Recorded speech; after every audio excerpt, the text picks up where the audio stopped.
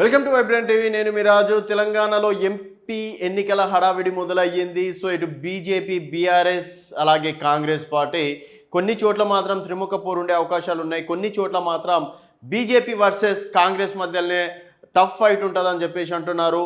అలాగే వివిధ రంగాల సర్వే సంస్థలు కూడా కొన్ని సర్వేలు ఇస్తున్నాయి. సో జన్ లోక్పాల్ సర్వే అనేది తెలంగాణలో ఎమ్మెల్యే ఎన్నికల్లో 2023 ఎమ్మెల్యే ఎన్నికల్లో సంచలనం సృష్టించింది. దాదాపుగా వాళ్ళు చెప్పిన ప్రకారం కాంగ్రెస్ పార్టీ గెలవడం అనేది జరిగింది. సో ఇప్పుడు ఎంపీ ఎన్నికల కోసం కూడా వాళ్ళు ఒక సర్వే చేశారు. అది దాదాపుగా అంటే మార్చి 5 వరకు సర్వే చేయడం అనేది జరిగింది. తర్వాత అంటే ఇప్పుడిప్పుడే అభ్యర్థులను కూడా ప్రకటిస్తున్నారు కదా. సో వాళ్ళు అభ్యర్థులు ఎవరున్నా సరే ఇక్కడ వరకు ఒక మ్యాజిక్ ఫిగర్ వస్తుందని చెప్పేసి కూడా ఒక డాటా అనలైజ్ చేయడం అనేది జరిగింది. సో మొత్తానికి 15 నియోజకవర్గాల్లో కాంగ్రెస్కి గెలిచే స్థానాలన్నీ, భారతీయ జనతా పార్టీ గెలిచే స్థానాలన్నీ, అట్లీస్ట్ బీఆర్ఎస్ ఎన్నికల్లో అయినా బోని కొడుతుందా లేదా అనేది మాత్రం చూడాల్సిన విషయం. సో బీఆర్ఎస్ ఇటు మెదక్లో గెలుస్తుందని చెప్పేసి చాలా ఎక్స్పెక్టేషన్ పెట్టుకున్నప్పటికీ మరి అక్కడ క్యాండిడేట్ విషయంలో మాత్రం కేసీఆర్ గారు మైనస్ చేశారు అని చెప్పేసి రాజకీయ విశ్లేషకులు అంటున్నారు. ఒక పొలిటికల్ లీడర్కి ఇచ్చినుంటే డెఫినెట్గా అది బీఆర్ఎస్ ఖాతాలో ఉండేదని చెప్పేసి రాజకీయ విశ్లేషకులు అంటున్నారు. మరి ఇలాంటి సర్వే సంస్థల్లో ఏముందనేది ఒకసారి చూద్దాం. అండ్ మొత్తానికి జన్ లోక్పాల్ సర్వే మార్చి 7వ తారీఖు నాడు వాళ్ళు ట్విట్టర్లో రిలీజ్ చేశారు. సో మొత్తానికి ఏ పార్టీ గెలుస్తుంది అనేది నల్గొండ పార్లమెంట్ సంబంధించి చెప్పడం అనేది జరిగింది. సో ఇక్కడ కాంగ్రెస్కి దాదాపుగా 43.04% ఓట్ బ్యాంక్ వచ్చే అవకాశాలు ఉన్నాయంటున్నారు. సో ఇండియన్ నేషనల్ కాంగ్రెస్ పార్టీకి దాదాపుగా 43.04%. సో ఇక్కడ జానారెడ్డి కుమారుడు రఘువీర్ రెడ్డి గెలుపు సింపుల్గా అని చెప్పేసి కూడా చెప్పుకోవచ్చు. అండ్ నెక్స్ట్ బీఆర్ఎస్కి వచ్చేసి 33.12% ఓట్ బ్యాంక్ వచ్చే అవకాశాలు ఉన్నాయంటున్నారు. భారతీయ జనతా పార్టీ కేవలం 15% ఓట్ బ్యాంక్ వచ్చే అవకాశాలు ఉన్నాయంటున్నారు. సో థర్డ్ ప్లేస్లో ఇక్కడ భారతీయ జనతా పార్టీ ఉండే అవకాశాలు ఉన్నాయని చెప్పేసి కూడా చెప్పుకోవచ్చు. ఇక్కడ కాంగ్రెస్ పార్టీ ఇక్కడ గెలిచే అవకాశాలు ఉన్నాయి నల్గొండలో.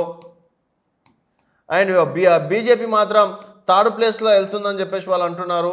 సో మిగతా వారికి మాత్రం 8.75% వచ్చే అవకాశాలు ఉన్నాయంటున్నారు. సో దాదాపుగా శాంపుల్ సైజ్ వచ్చేసి 2% తీసుకోవడం అనేది జరిగింది. టైం లైన్ వచ్చేసి ఫిబ్రవరి 5 నుంచి మార్చి 5 వరకు ఫిబ్రవరి 5 నుంచి మార్చి 5 వరకు చేసిన సర్వేలలో మాత్రం కాంగ్రెస్ పార్టీ ఇక్కడ గెలిచే అవకాశాలు ఉన్నాయని చెప్పేసి అంటున్నారు. సో తర్వాత చూసుకున్నట్టయితే తర్వాత నియోజకవర్గం ఏందనేది ఒకసారి చూద్దాం. సో మొత్తానికి నెక్స్ట్ వచ్చేసి చెవెళ్ళ నియోజకవర్గం, చెవెళ్ళ లోక్సభ. ఇక్కడ కొండ విశ్వేశ్వర్ రెడ్డి భారతీయ జనతా పార్టీ నుంచి ఉన్నారు. అలాగే కాంగ్రెస్ నుంచి వచ్చేసి రంజిత్ రెడ్డి, ప్రస్తుతం సిట్టింగ్ ఎంపీ రంజిత్ రెడ్డికి కాంగ్రెస్ పార్టీ టికెట్ ఇవ్వడం అనేది జరిగింది. జ్ఞానేశ్వర్ ముదిరాజ్కి బీఆర్ఎస్ పార్టీ టికెట్ ఇవ్వడం అనేది జరిగింది. సో ఇక్కడ కాంగ్రెస్ వర్సెస్ బీజేపీ మధ్యలోనే టఫ్ ఫైట్ ఉంటుందని చెప్పేసి అంటున్నారు. సో ఇక్కడ భారతీయ జనతా పార్టీకి వచ్చేసి 32.74% గెలిచే అవకాశాలు ఉన్నాయని చెప్పేసి అంటున్నారు. అండ్ బీఆర్ఎస్కి వచ్చేసి 30.50%. కాకపోతే ఇక్కడ క్యాండిడేట్ అనౌన్స్మెంట్ చేయకముందు వీళ్ళు వేసిన సర్వే ఫిబ్రవరి 10 నుంచి మార్చి 10 వరకు చేసిన సర్వేలో అప్పటికి క్యాండిడేట్ అనేది అంటే బీఆర్ఎస్ ఓట్ బ్యాంక్ ప్రకారం తీసుకున్నారు అని చెప్పేసి కూడా అనుకోవచ్చు. తర్వాత ఇక్కడ కాంగ్రెస్ మాత్రం 29.51%. ఇక్కడ చూసుకున్నట్టయితే కాంగ్రెస్ పార్టీ రీసెంట్గా మొన్న అనౌన్స్మెంట్ చేయడం అనేది జరిగింది కాంగ్రెస్ పార్టీ అభ్యర్థిని. సో నాకు తెలిసి ఇక్కడ సెకండ్ ప్లేస్లో కాంగ్రెస్ పార్టీ వచ్చే అవకాశాలు ఉంటాయని చెప్పేసి అనుకోవచ్చు. మొదట మాత్రం భారతీయ జనతా పార్టీ ఇక్కడ గెలిచే అవకాశాలు ఉన్నాయి. ప్రస్తుతం వరకు అయితే కొండ విశ్వేశ్వర్ రెడ్డి గెలిచే అవకాశాలు ఉన్నాయని చెప్పేసి కూడా చెప్పుకోవచ్చు. వాళ్ళ సర్వే ప్రకారం 32.74%. అంటే క్యాండిడేట్లు డిక్లేర్ కాకున్నప్పటికీ భారతీయ జనతా పార్టీ 32.74% తోటి భారతీయ జనతా పార్టీ ఫస్ట్ ప్లేస్లో ఉంది. ఇక్కడ బీఆర్ఎస్ 30.50. ఇక్కడ నాకు తెలిసింది కాంగ్రెస్ ఖాతాలో పడే అవకాశాలు ఉంటాయి. అండ్ థర్డ్ ప్లేస్కి వచ్చేసి బీఆర్ఎస్ ఖాతాలో పడే అవకాశాలు ఉంటాయని చెప్పేసి కూడా చెప్పుకోవచ్చు.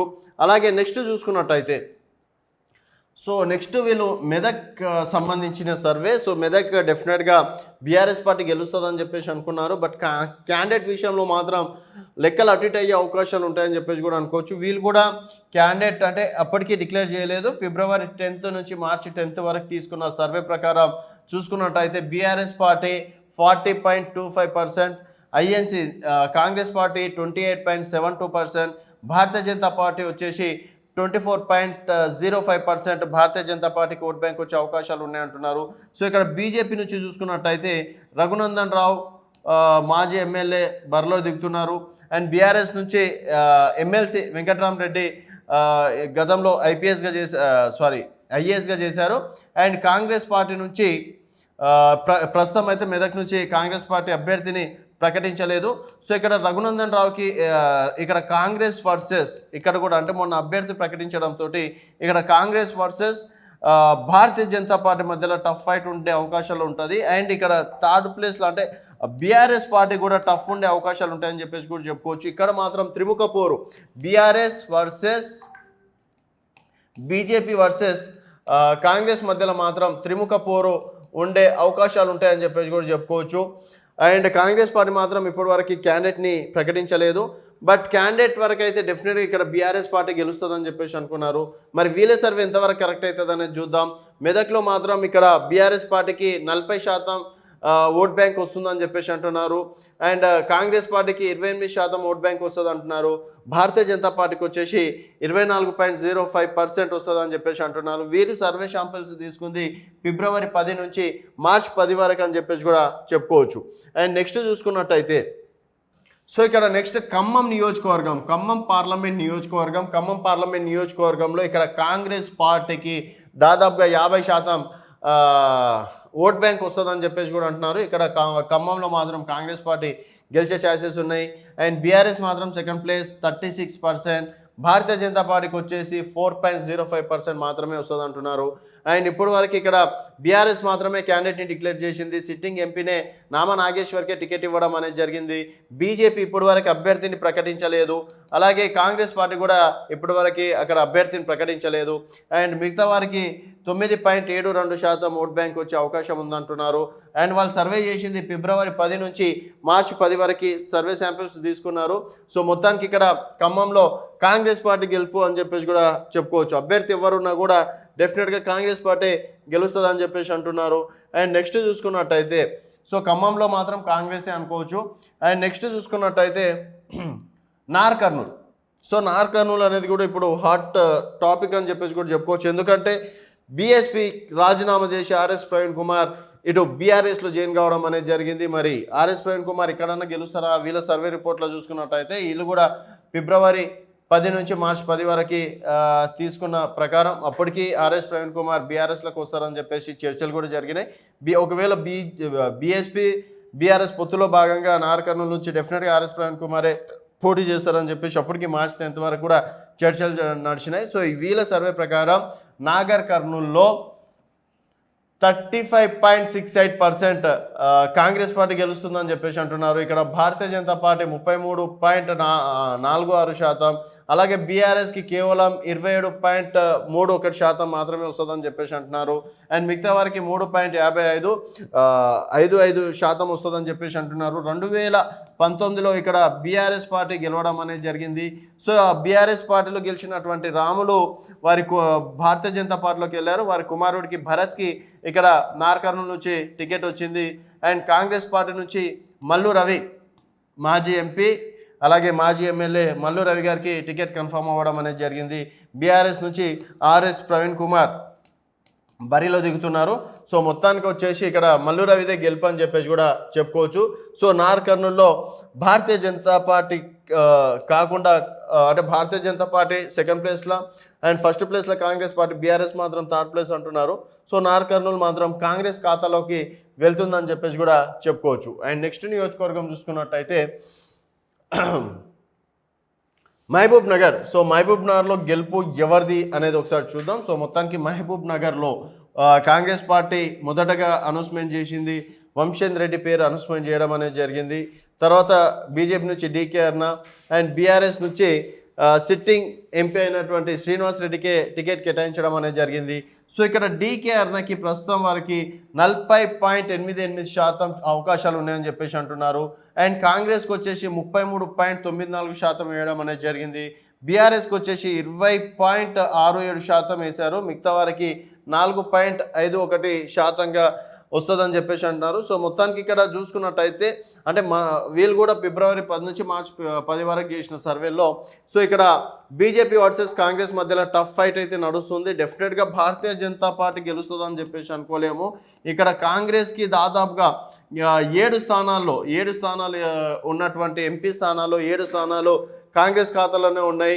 సో అందుట్లో రేవంత్ రెడ్డి గారి సొంత జిల్లా, సీఎం గారి సొంత జిల్లా కాబట్టి డెఫినెట్గా మహబూబ్నగర్లో కాంగ్రెస్ పార్టీ అభ్యర్థిని గెలిపించుకోవాలని కాంగ్రెస్ పార్టీ ప్రయత్నిస్తుంది.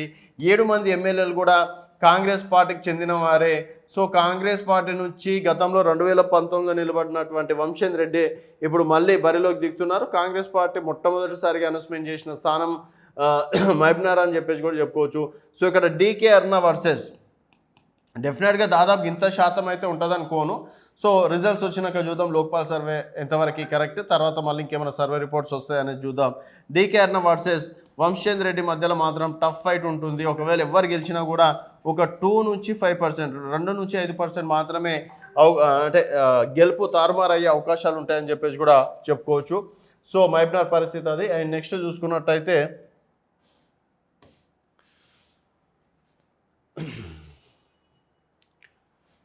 సో నెక్స్ట్ ఇక్కడ హైదరాబాద్ పార్లమెంట్ నియోజకవర్గం. హైదరాబాద్ పార్లమెంట్లో ఎంఏఎంకి దాదాపుగా 42.06% ఉంది. భారతీయ జనతా పార్టీకి 37.05 ఉంది. కాంగ్రెస్ పార్టీ 9.30, బీఆర్ఎస్ వచ్చేసి 7.19% ఉంది. మిగతా వారికి 4.40 ఉంది. సో ఇక్కడ ఎంఏఎం వర్సెస్ బీజేపీ మధ్యలోనే ఉంటుంది. సో డెఫినెట్గా ఇక్కడ ఎంఏఎం పార్టీ గెలిచే అవకాశాలు ఉంటాయి. అండ్ దాదాపుగా ఇక్కడ 1,00,000 నుంచి 1,50,000 ఏమంటారు బోగస్ ఓట్లు అనేది ఉన్నాయి. కేవలం నాంపల్లిలోనే 40,000 బోగస్ ఓట్లు ఉన్నాయని చెప్పేసి ఫిరోజ్ ఖాన్ గారు గతంలోనే కంప్లైంట్ చేయడం అనేది జరిగింది. అట్లాంటిది అక్కడ ఉన్నటువంటి 7 నియోజకవర్గాల్లో ఎన్ని బోగస్ ఓట్లు ఉంటాయి అనేది అంచనా వేసుకోవచ్చు. ఈ బోగస్ ఓట్లను కనుక తీసేస్తే డెఫినెట్గా ఇతర పార్టీకి అవకాశం ఉంటుంది. సో ఈ బోగస్ ఓట్లను తీయరు, ఎంఏఎం గెలుపుని ఆపలేరు అని చెప్పేసి కూడా చెప్పుకోవచ్చు. బోగస్ ఓట్లు పోతే మాత్రం డెఫినెట్గా ఇతర పార్టీ గెలిచే అవకాశం ఉంటుందని చెప్పేసి కూడా చెప్పుకోవచ్చు. అండ్ నెక్స్ట్ నియోజకవర్గం చూసుకున్నట్టయితే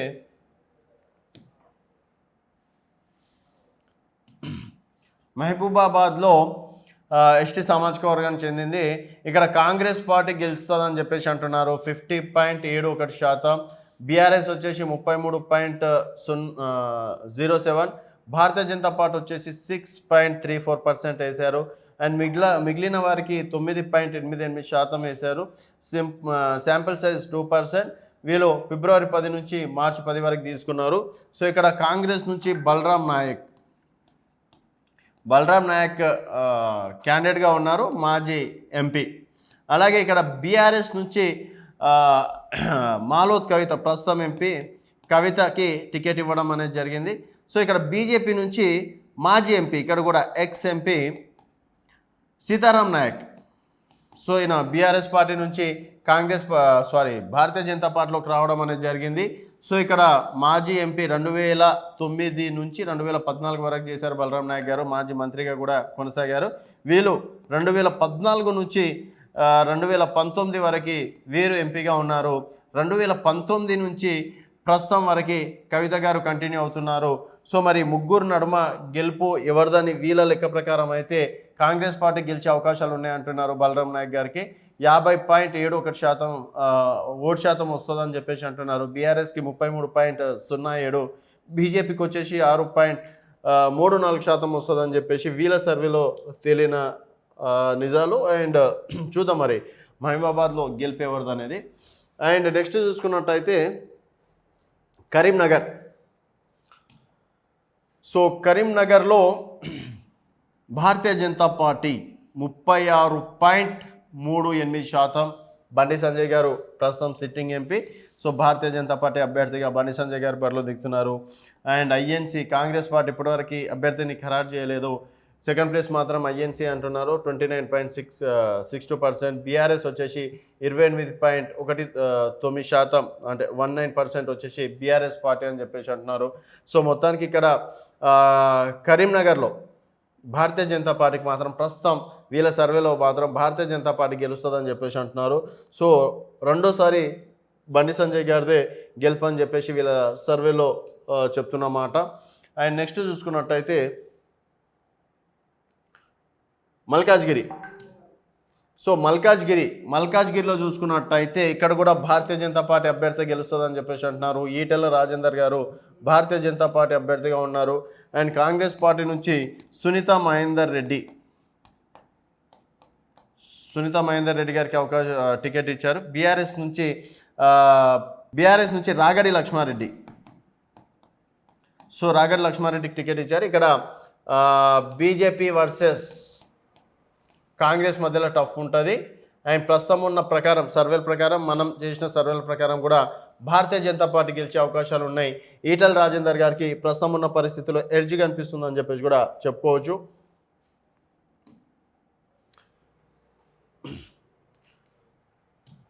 సో నెక్స్ట్ చూసుకున్నట్టయితే నిజామాబాద్లో ప్రస్తుతం sitting MP Bharatiya Janata party Dharmapuri అరవిందే ఉన్నారు. వారు మళ్ళీ గెలిచే అవకాశాలు ఉన్నాయంటున్నారు. దాదాపుగా 35.70%.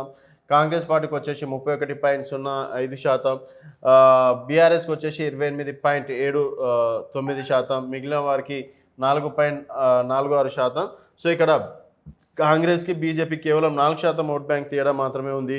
ప్రస్తుతం వాళ్ళ సర్వే ప్రకారం అయితే డెఫినెట్గా నిజామాబాద్లో మళ్ళీ ధర్మపురి అరవింద్ గెలిచే అవకాశాలు ఉన్నాయని చెప్పేసి కూడా చెప్పుకోవచ్చు. సో భారతీయ జనతా పార్టీ 4 సిట్టింగ్లు మళ్ళీ గెలుస్తారని చెప్పేసి అంటున్నారు. అండ్ భారతీయ జనతా పార్టీ వాళ్ళు 10 స్థానాలని టార్గెట్ చేయడం అనేది జరిగింది. సో 10లో మాత్రం డెఫినెట్గా ఒక 6 నుంచి 8 స్థానాలు గెలిచే అవకాశాలు ఉన్నాయని చెప్పేసి అంటున్నారు.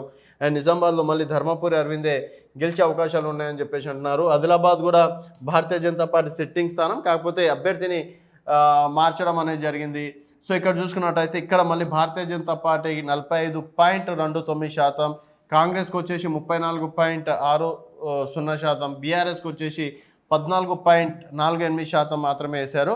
ఇక్కడ కూడా ఆదిలాబాద్లో కూడా భారతీయ జనతా పార్టీ గెలుస్తుందని చెప్పేసి అంటున్నారు. సో నాగేష్కి అక్కడ టికెట్ ఇవ్వడం అనేది జరిగింది. సో అక్కడ ఉన్నటువంటి 7 పార్లమెంట్ స్థానాల్లో 4 పార్లమెంట్ స్థానాలు 4 ఎమ్మెల్యే స్థానాలు భారతీయ జనతా పార్టీ అభ్యర్థిలో ఉన్నారు. సో డెఫినెట్గా భారతీయ జనతా పార్టీ గెలిచే అవకాశాలు ఉన్నాయని చెప్పేసి కూడా చెప్పుకోవచ్చు.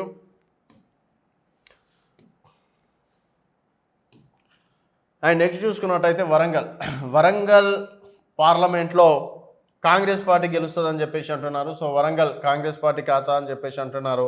నెక్స్ట్ వచ్చేసి బీజేపీ 26.13%, బీఆర్ఎస్ వచ్చేసి 21.69%.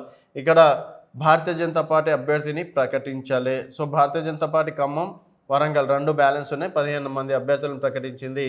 బీఆర్ఎస్ 21.69 అంటుండ్రు, కాంగ్రెస్ మాత్రం 44. బీఆర్ఎస్ వచ్చేసి ఇక్కడ వరంగల్ నుంచి కడియం శ్రీహరి యొక్క కూతురు కడియం కావ్యకి టికెట్ ఇవ్వడం అనేది జరిగింది. కాంగ్రెస్ పార్టీ కూడా అఫీషియల్గా అయితే ఇప్పటివరకు అభ్యర్థిని అయితే ప్రకటించలేదు. సో మొత్తానికి ఇక్కడ కాంగ్రెస్ పార్టీ గెలిచే అవకాశాలు ఉన్నాయని చెప్పేసి కూడా చెప్పుకోవచ్చు. క్యాండిడేట్ ఎవరు ఉన్నా కూడా వరంగల్లో డెఫినెట్గా కాంగ్రెస్ పార్టీ గెలుపు అని చెప్పేసి కూడా చెప్పుకోవచ్చు. అలాగే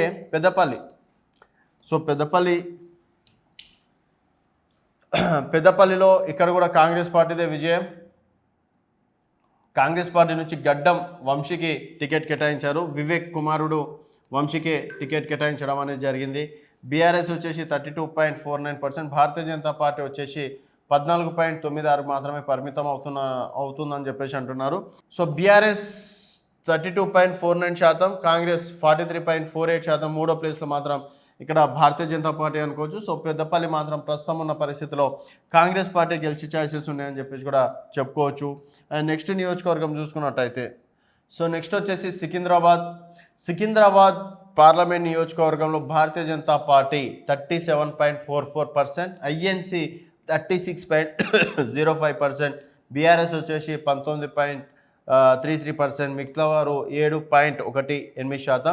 సో ఇక్కడ బీజేపీకి వీళ్ళ సర్వేలో కాంగ్రెస్కి కేవలం 1% మాత్రమే ఓట్ బ్యాంక్ అనేది తేడా కనిపిస్తుంది.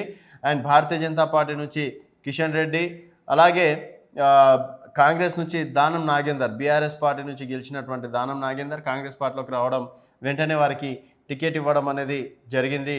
సో కిషన్ రెడ్డి బీజేపీ నుంచి, దానం నాగేందర్ కాంగ్రెస్ నుంచి. బీఆర్ఎస్ మాత్రం టికెట్ ఇంకా కన్ఫర్మ్ చేయలేదు. సో ఇక్కడ కేవలం 1% ఉంది కాబట్టి సో ఇక్కడ బీజేపీ వర్సెస్ కాంగ్రెస్ మధ్యలో టఫ్ కాంపిటీషన్ ఉండే అవకాశాలు ఉంటాయని చెప్పేసి కూడా చెప్పుకోవచ్చు. కాకపోతే ప్రస్తుతం ఉన్న పరిస్థితిలో కిషన్ రెడ్డి గారే గెలుస్తారని చెప్పేసి సర్వే రిపోర్ట్లు చెప్తున్నాయి. అండ్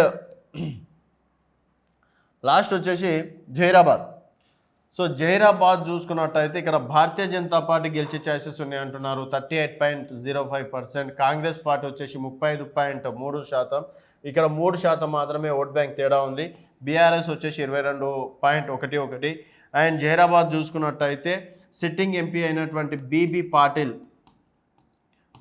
భారతీయ జనతా పార్టీలోకి రావడం ఒక రకంగా భారతీయ జనతా పార్టీకి ప్లస్ పాయింట్ అని చెప్పేసి కూడా చెప్పుకోవచ్చు. అండ్ కాంగ్రెస్ పార్టీ 35.30 మాత్రమే ఉంది. ఇక్కడ 3% ఉంది కాబట్టి ఇక్కడ కూడా కాంగ్రెస్ వర్సెస్ బీజేపీ మధ్య టఫ్ కాంపిటీషన్ ఉండే అవకాశాలు ఉంటాయని చెప్పేసి కూడా చెప్పుకోవచ్చు. సో ఈ లెక్కన చూసుకున్నట్టయితే ఈ 17 నియోజకవర్గాల్లో సో యాక్చువల్గా జన్ లోక్పాల్ సర్వే అంటే వీళ్ళ సర్వే ప్రకారం 17 నియోజకవర్గాలకు సంబంధించి వీళ్ళ ప్రకారం వచ్చేసి భారతీయ జనతా పార్టీ వచ్చేసి 9 to 10 స్థానాలు వస్తాయి అంటున్నారు.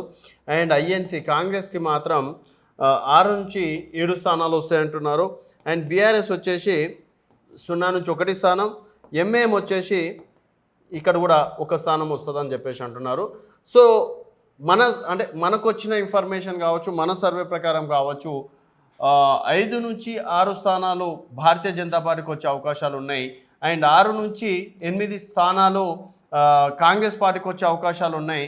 అండ్ బీఆర్ఎస్కి వచ్చేసి 1 స్థానం, 0 నుంచి 1 స్థానం, అలాగే ఎంఎంకి వచ్చేసి కన్ఫామ్గా 1 స్థానం వచ్చే అవకాశాలు ఉన్నాయని చెప్పేసి కూడా చెప్పుకోవచ్చు. సో మొత్తానికి జన్ లోక్పాల్ సర్వేని కూడా స్టార్టింగ్ ఎవరు నమ్మలే. కాకపోతే వాళ్ళు 2023లో ఏదైతే కాంగ్రెస్ పార్టీకి ఎగ్జాక్ట్లీ ఫిగర్ చెప్పారో దాదాపుగా 63 నుంచి 66 స్థానాల వరకు వస్తుందని చెప్పేసి అన్నారు. డెఫినెట్గా కాంగ్రెస్ పార్టీ 64 స్థానాలు, పొత్తులో భాగంగా ఒకటి, మొత్తానికి 65 స్థానాలు కాంగ్రెస్ పార్టీ గెలవడం అనేది జరిగింది. మరి ఇప్పుడున్న జన్ లోక్పాల్ సర్వే ఎంతవరకు కరెక్ట్ అవుతుంది అండ్ డెఫినెట్గా ఈ సర్వే ఎంతవరకు కరెక్ట్ అని మీరు భావిస్తున్నారు అనేది మీ అభిప్రాయాలని కింద కామెంట్ రూపంలో తెలియజేయండి.